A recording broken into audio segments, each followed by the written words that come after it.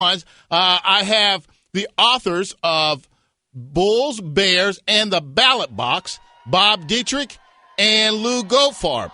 Hello, Bob. How are you?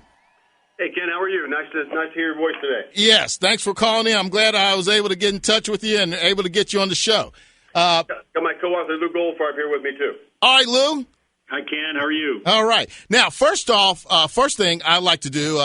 Once again, I want to thank you for being able to call in. I heard you on Lincoln Ware Show. You're going to be on Lincoln Ware Show tomorrow morning on Channel 64. Yes, sir. That's correct. And then also you have a book signing here in Cincinnati. We do. We have two book signings coming up. Actually, one today up here in Columbus where we live at the Polaris Barnes & Noble. And we have two next week. Lou? Yeah, in Cincinnati on July 10th, which is Tuesday, we're at Joseph Beth in Hyde Park at 7 o'clock. And then on July 11th, Wednesday, we're at Joseph Beth in Crestview Hills, Kentucky at 7 o'clock. So we hope to see a lot of people there. All right. Now, I'm going to just be quiet. Just give me a little background on yourselves and also how you put the book together. Go ahead. I guess I'll start out, Ken. This is Lou. Right now I'm currently a law professor at UC College of Law, and I direct the Entrepreneurship and Community Development Clinic at the college that provides free legal services to small businesses who otherwise could not afford lawyers. So our students get great practical experience providing legal services, and local businesses get free legal services. So that's currently what I'm doing. Prior to that, I was a business lawyer for 20 years, a CPA. I've done a lot of things in my life, but currently I'm down at the University of Cincinnati. All right. And Bob? I'm a financial consultant, a broker, and I own a branch up here in Columbus. We manage about $50 million of assets, and I've been in this business for about 28 years, and I love it. All right. Now, your book, basically, you look at the past presidents, and you pretty much look at the stats and figured out who did a good job and who did it. Is that basically one of the things that you do? Yeah, economically speaking, that's right, Ken. By the way, I want to say I'm a big fan of your show. Whenever I'm down in Cincinnati, I do listen to your show whenever I can. But, we looked at the presidents from Herbert Hoover through George W. Bush, which is 80 years of history. And in that 80 years, coincidentally, there's 40 years where the Dems have been in the White House and 40 years where the Republicans have been in the White House. And we thought, well, this is a real interesting point of demarcation. Let's take a look at how each has performed for the consumer, the business owner, and the general economy. Okay. All right. You know, it's pretty interesting that we have a two-party system, and out of 80 years is 40-40. Does that show that the political system actually works? Well, if you look at the last 40 years, the Democrats haven't done nearly as well. The Republicans have been in the White House 28 of the last 40. So I would say that the Democrats had a better run in the first 40, and the Republicans have had a better run here in the last 40. All right. Now, you know, dealing with government, dealing with economics, you have a lot of figures thrown around, a lot of mathematics. You have people accuse others of using fuzzy math, voodoo economics, and all the other names that they call it. But let me just check a few figures with you, see what you think about it. Sure. From my understanding, when George W. Bush left office, I think the national debt might have been, I'm going to use conservative figures, might have been approximately $11 trillion. Is that? You're pretty close. It was about 10.2, 10.3 trillion. Right. Correct. Yeah, it was about, I figure it was a little over 10, but I rounded up. And now the national debt is about 15.5 trillion or something like that, about 15 trillion plus. That's correct. Okay, so we went from 11 trillion 3.5 years ago, or say 4 years ago, up to 15 trillion plus right now. So it's about a $4 trillion increase in our national debt. I'm glad you brought that up, and let's just talk about that for a second, if I may. About $830 billion of that is directly attributable to Barack Obama. The stimulus bill that was passed in February of 2009, which was, quite frankly, not enough, we don't think, was added $830 billion. Then if you go back and take a look at the 2-year extension of Bush tax cuts from December 2010, that adds another $600 billion. If you take a look at the Bush tax cuts, which we continued to over the last 3 years, that adds another $1.8 trillion. If you take a look at the wars in Iraq and Afghanistan that were put on the credit card also, and not put on George W. Bush's tenure, That adds another $853 billion. So really about $1 trillion of that is directly attributable to Barack Obama. Now, from my understanding, if you did get rid of, quote unquote, the Bush tax cuts, that also impacts families that don't make $250,000 a year or more. Am I correct? That is correct. Okay, so they would actually see a tax increase as well. They would, but let's take a look at what happened during the Clinton years. During the Clinton years, we had tax rates that were 4 points higher than where they are now at a marginal level. And look what happened. We created 23 million jobs in Clinton's 8 years. We saw the stock market more than triple in his 8 years. We saw, basically every economic indicator went up. Unemployment went down. So the notion that tax rates being marginally higher hurts everybody, I'd say that probably isn't true. Well, I think, and I respect your opinion. I think others might say that if people had the money in their pocket, that perhaps it might help spur the economy on.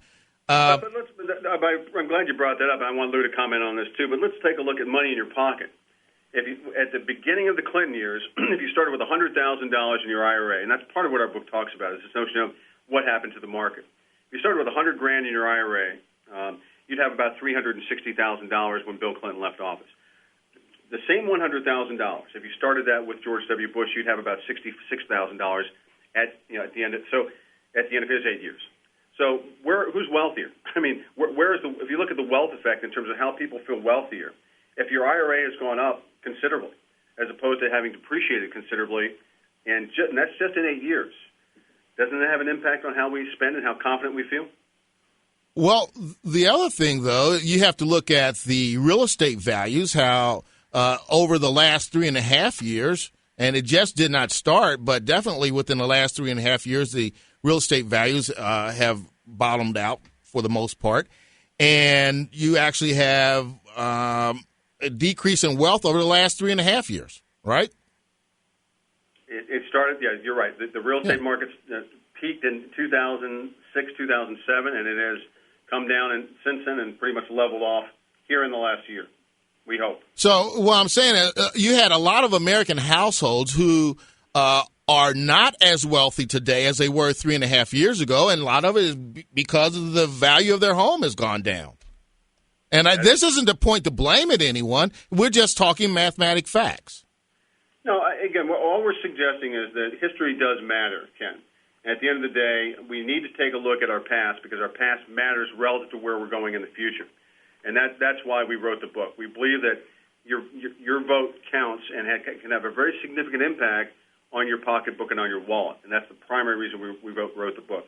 Right. Well, the other point is that, for example, when we talked about getting rid of the Bush tax cuts, the taxes for millionaires and billionaires, I think it was scheduled to raise approximately, I'm thinking it was like $70 billion a year. It would be more than that, but go ahead. Well, what is that figure? Well, it would be well over $100 billion a year. But at the end of the day, see, what I'm saying is because from my understanding now, this was some time ago, and of course, figures are revised. But several months ago, it was approximately, I believe, about $750 billion that they were expected to raise in approximately 10 years for the millionaires and billionaires if they were to get that. But the point I'm going to make, and even if it's at $150 billion a year, the point I want to make is that if you are spending at a deficit rate of $1 trillion per year, year after year after year, and then you are putting, say, a tenth of that onto the payment of it, it's not sustainable. Do you think, in other words, the path that we're on now, do you think that is sustainable? No, it's not. But let's take a look at the path we were on after World War II as well. After World War II, the debt to GDP ratio, which is I think really what you're talking about today, which is a little over 100%, it's about 102, 103%, went up to a number as high as 120% after World War II. So in the late 40s, early 50s, when we were basically spending U.S. tax dollars through the Marshall Plan and the Truman Doctrine to rebuild Western Europe and to protect Eastern Europe from communist aggression, which we did, by the way. We rebuilt Germany with our tax dollars. Yeah, that's true. Our national debt to GDP ratio went up to 120%. But after the 1950s, through the Eisenhower and Kennedy administrations, we grew out of that.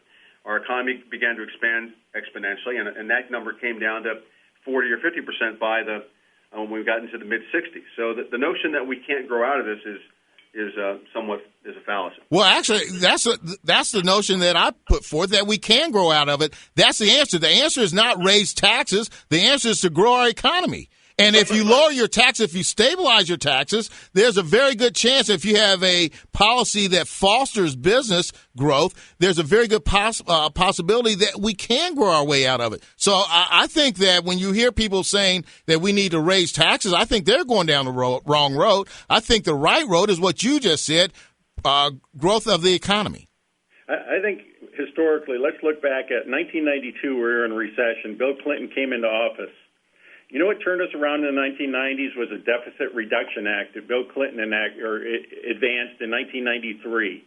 And that actually created more equity in our tax system. It actually raised taxes a little bit on the higher class people and lowered them on middle class and working class Americans. And that's actually what led to the economic prosperity we had in the 90s. And you also look back at the 60s and 70s. The highest marginal tax rate in the 60s and 70s was 90% for part of that time and was 70% for part of that time also. And that's when we had some of our most economic prosperous times were in the 50s and 60s and early 70s. So I don't think we can say that raising taxes necessarily stunts the economic growth of this country. Well, one of the things that I look at is that if you have a government that wastes the amount of money that we waste, it's like you're taking good money from the taxpayers who could use this to save for their children's tuition or to pay down their own personal debt, but you raise taxes on the working people of America, and all this extra money, it gets sent elsewhere. We agree we shouldn't waste money. I think we need to make smart investments as a U.S. government, investments that will have return. We think the stimulus package that was enacted in 2009 did show significant return on investment. Well, now the vice president would disagree with you on that. And even the president would disagree with you on that. President Obama? Yeah. No, I don't. Remember all those shovel-ready jobs? Everything was shovel-ready. You know, that was the word, that was the mantra for a while, shovel-ready. Then he finally admitted, well, there weren't as many shovel-ready jobs as they first thought. And so if you do a cost analysis of some of these jobs, it's quite a bit. One of the problems Obama has is proving what would have been had he not taken action. True. That's the hard thing to prove. What Right. would have happened to the economy had he not enacted the Recovery Act? And I think the best indicator of what would have happened would be to look back at the Great Depression in 1929 after the stock market crashed. Herbert Hoover did absolutely nothing. And as a result, unemployment rates dropped to 25%. The stock market bottomed out, went down 89%. So I think, I beg to differ with you when you say the Recovery Act did not have return. I think it did. Well, what the Recovery Act did, Ken, is it established a floor in the market so the markets wouldn't drop any further. You know how much the markets dropped in the last 17 months of Bush's tenure? What's that? You know how much the stock market dropped in the last 17 months of George W.'s tenure? What was it? 58%. 58% from October 9th of 2007 to March 9th of 2009, the market dropped 58%. Now, the thing that most people don't realize, and maybe your audience doesn't, and I want to make sure they understand this, is when the market drops that much, it's not a 58% gain or increase to get back to where you started. It's exponential. It's with the 58% drop, it's 137% to get back to where you started. So that when we get into these big holes like 2007, 2008, or 2001, 2002, or the Great Depression, or 73, 74, where the market drops 40, 50% or more, climbing out of the hole is such a big feat. And at the end of the day, that's what I think people need to realize. This is a deep hole we got ourselves into, And it's not 58% to get out, it's 137% to get out. All right, now, I'll tell you, we've got to go to break. Can you hang on to the next segment? We'd love to. Thank you, sir. All right, now, the other thing that I did want to bring up real quick, we talked about it at the very beginning. We went from $11 trillion to $15 trillion, so we've got a $4 trillion deficit, even more so. I was told that when you're in a hole, stop digging. So do you think that we can ever dig out of this hole? How can $4 trillion in extra debt actually help us get the buzz of Cincinnati? Welcome back to the Ken Anderson Show. 749-1230 is the phone number for you to call to get on board. 513 is the area code.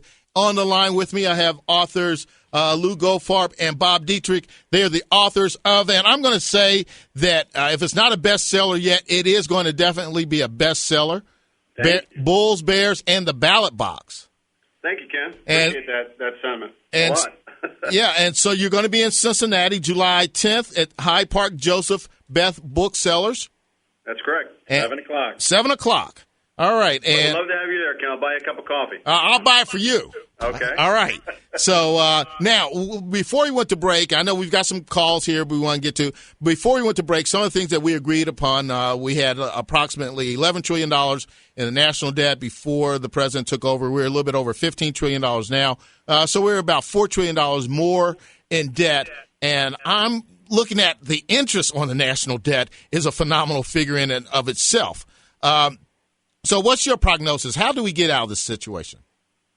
Well, I think we need to take a look at history again to be our guide. And one of the heroes of our book actually is a Republican, a guy named Marriner Eccles. I don't know if that name rings a bell to you or any of your listeners, but Marriner Eccles was the first Federal Reserve chairman who worked for FDR and Harry Truman from 33 to 48. He was a multimillionaire when he came to Washington in 1933. He was the Warren Buffett of his day, if you will. And he had some pretty amazing ideas, most of which he had a lot of the ideas that were the blueprint for the New Deal. He came up with the idea of the Banking Act, which centralized the Federal Reserve in Washington, D.C. He came up with the notion of the FDIC, which protected people's savings accounts at the bank and at the savings and loan institution. He came up with the idea of a lot of the alphabet soup programs like the WPA and the CCC. He was a Republican who worked for FDR through his entire tenure and was the architect of many of the New Deal programs. And he believed that the only way we could get out of the Great Depression was to invest money to get people back to work. He believed that it was the government's responsibility to put idle men, money, and material back to work, and that's exactly what we did from 33 through up until World War II. Well, some would say it was actually the World War II, that actually got us out of the Depression. Some would say that, Kim, but that, with all due respect, they'd be absolutely wrong. The unemployment rate came down from 25%, as Lou mentioned a few moments ago, in 1933, to 9.1% by the time we entered, by December 1941, by the time we entered World War II. So it had already dropped considerably. Yes, it dropped even further as we got into the war, but the reality is we were well on the way to mending things by the time World War II came around. All right, we're going to try to get a couple of phone calls in for you. You want to handle this for me, Money? We'll go with Chuck. All right, Chuck. Hello, Chuck. How are you? Hey, how are you? All right. Gentlemen, I talked to you yesterday, and I really wasn't given a fair opportunity, but you said that President Reagan, he had the largest tax increases in the history of the United States. Peacetime tax increase, that's correct. Okay, here's the one thing that I would like to bring up. Number one, you're discussing precedents on how the economy works when it's really the Congress, the House, and the Senate that moves the economy. The executive branch simply signs off on what they send him. But number two, 2 points. When President Reagan came into office, the largest nominal tax bracket was 70%. Within a matter of years, he dropped it to 50. Within another matter of years, he dropped it to 38.5. And when he left, we went from 13 tax brackets to 2. His last year in office, you had a 28% tax bracket. Okay. Go ahead. Still there? No, go ahead. Yeah, let's go to Chuck's first point. First of all, if you want to say that Congress is responsible for what happens, then under Chuck's theory, then Tip O'Neill and the Democratic Congress are responsible for the Reagan Revolution that took place in the 1980s. Right, and Newt Gingrich is responsible for Bill Clinton, and then Newt Gingrich is responsible for Bill Clinton. Is that really that really what you're saying? I mean, that doesn't seem quite right. I'm running out of time. What do you think, Chuck? Well, here's my point. The tax increases that President Reagan brought into effect, I don't think anybody can disagree with him. What he did is he required self-employed companies to pay the full payroll tax rate. All right, I got it. We're running out of time, Chuck. I appreciate it. FBK, how are you? Hello, Ken, and hello to Lou and to Bob. Hi, how are you? Hello. I just want to say it's a really good book. The book gives like the backstories of each president. It gives a little information on the presidents, and it tells who out of the presidents who has ran the country out of the past 40 years, who has been the best economic steward for the country. So there's a lot of backstory, a lot of other good information. It was fascinating reading about this Marriner Eccles, how he's like sprinkled throughout the story. So it's a really good book, and I hope people will I'm talking really fast, but I hope people will get out and get the book. I hope Chuck will get the book. Okay, and real read quick, I want to ask you a question, FBK. Do you think going from $11 trillion to $15 trillion in debt is a good thing, and we're going in the right direction? I think the way, as Bob has said, it has not been the president's fault, only about I didn't say whose fault it was. All right, I appreciate your call, FBK. It's not a good thing. I think nobody will dispute that fact. Okay, well, you and I agree on that. We do definitely agree. Great. All right, thanks a lot. Joyce. Hi.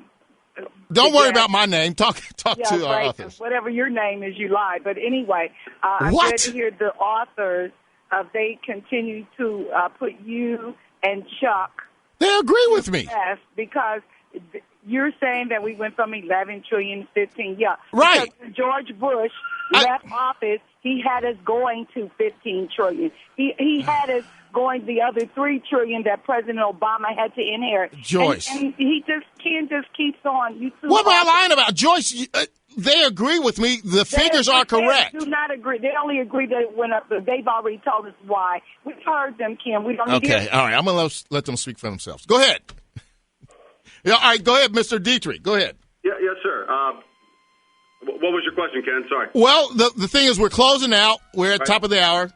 And did you have a phone number or information you want to give to people real quick? Contact information. Yeah. We encourage people to visit our website, www.bullsbearsandtheballotbox.com. They can buy books from there.